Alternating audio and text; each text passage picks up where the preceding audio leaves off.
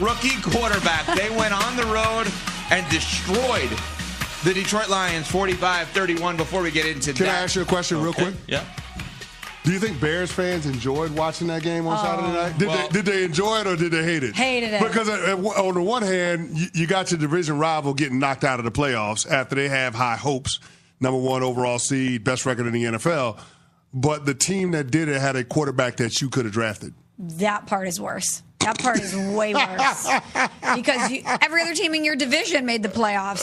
The NFC North had 3 teams that punched their ticket to the playoffs. They were 40-11 during the regular season, 0-3 in the playoffs. So as I tweeted at EvCo Radio, follow us on social media, at EvCo Radio, at MSmallman, at Chris Canty 99 on all platforms.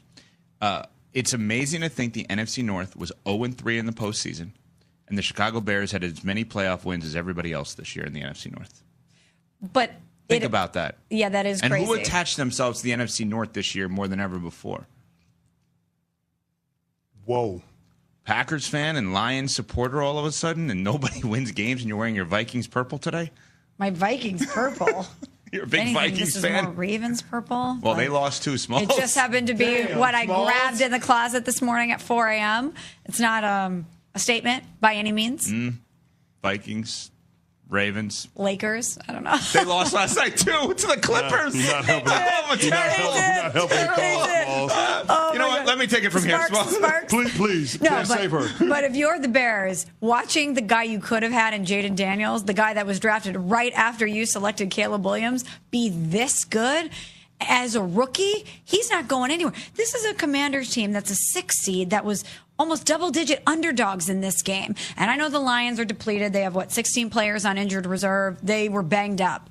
But if you're a Bears fan, watching Jayden Daniels be this special off the jump and watching Cliff Kingsbury being his offensive coordinator when you interviewed him, there's all these invisible strings for the Bears that are just very painful this season. Yeah, but I think you got to be realistic. None of this would have happened with those guys on that team with that infrastructure at the time. I don't know. I mean, we say that. I don't know. He's that good. Like, I'm not going to sit here and say what he would or would not have been. I'm not going to certainly say he's not capable of being able to have more success than Caleb Williams did in Chicago in his rookie year. When those 2 guys were drafted, there was no debate in terms of who was walking into the better situation.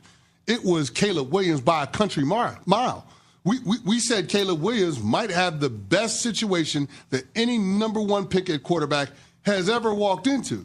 Mm-hmm. Now, it turns out that you can't overcome that was their head coach, Matt Eberflus. But even yet, still, like, you would expect that if Jayden Daniels were parachuted into that exact same situation, that he would have more success, more in the way of wins than what we saw from Caleb this year. All I'm simply saying is this. The debate in terms of who the better player is, that should, in effect, be over.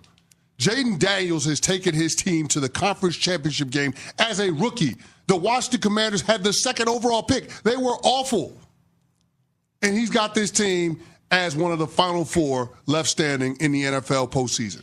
This is the first time that they've been there in 33 years. 33 years. It's a long time. And we can obviously relitigate the Caleb Williams, Jayden Daniels of it all, but do we have to though? But what I was going to say is, I look at what happened with Chicago, and some of it was outside of Caleb Williams' control, but a lot of it was him too, holding on to the ball too long. He looked like a rookie at some point. Jayden Daniels has looked like anything but a rookie. So I'm with you, CC. I think he could have gone anywhere and been better than a lot of other quarterback situations. He could have gone to a team with a worse head coach, with less talent around him, and I still think he would have found a way to have some modicum of success because he is that special. I am so impressed with his composure and his poise, and if you're any other team in the NFC, watch out, because if this is his rookie campaign, imagine what's going to happen once he gets some seasoning on him. So as long as we're allowing for as many people to catch strays as possible, before we dive into the Commanders and Lions, let me give the Cowboys fans some strays here. Okay. Because as Adam Schefter pointed out on Twitter yesterday, all NFC East teams have now reached the conference championship game more recently than the Dallas Cowboys have. All NFC teams.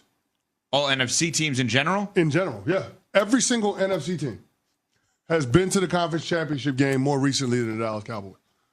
Based on that logic, if I'm not mistaken, the 2 worst teams in the NFL right now are the Dallas Cowboys and the Miami Dolphins. I think the Dolphins have the longest. Browns, too. The Browns are tied with the Dolphins.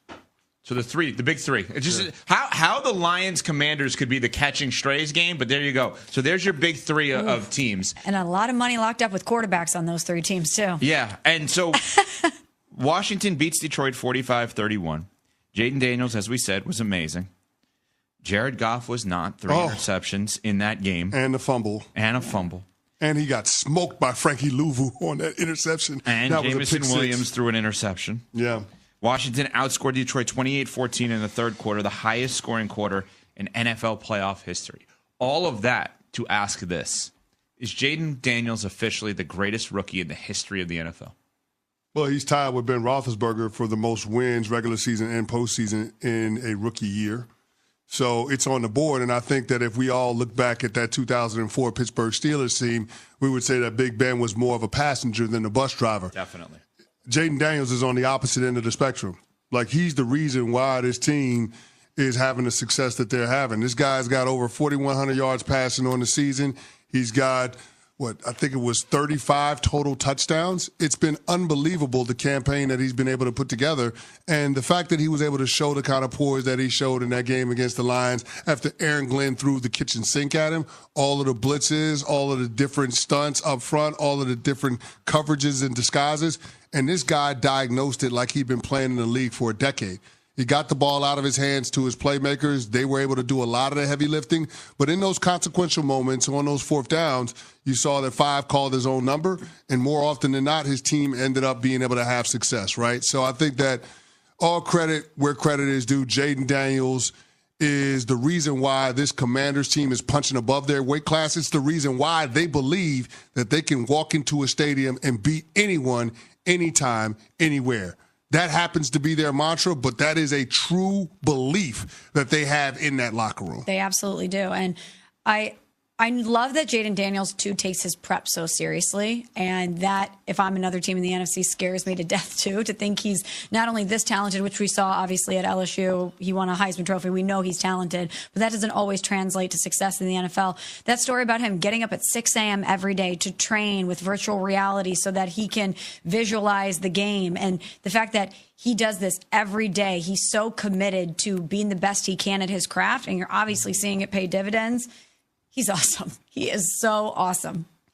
The Commanders are in the NFC title game. It's crazy. They're 1 win away with the rookie quarterback from going to the Super Bowl, considering all of the years that they were a mess infrastructurally, right? Like, if that's a word, in terms of the Daniel Snyder, that the stadium falling apart. They went from chanting "sell the team" to chanting MVP. I mean, it's unbelievable. Nuno's in my ear right now saying he hates Tommy DeVito because a couple of years ago, Tommy DeVito got 3 wins for the Giants and kept them from being able to have the number 2 pick and being able to draft Jayden Daniels. And I'm just sitting there thinking about it now. Drake May.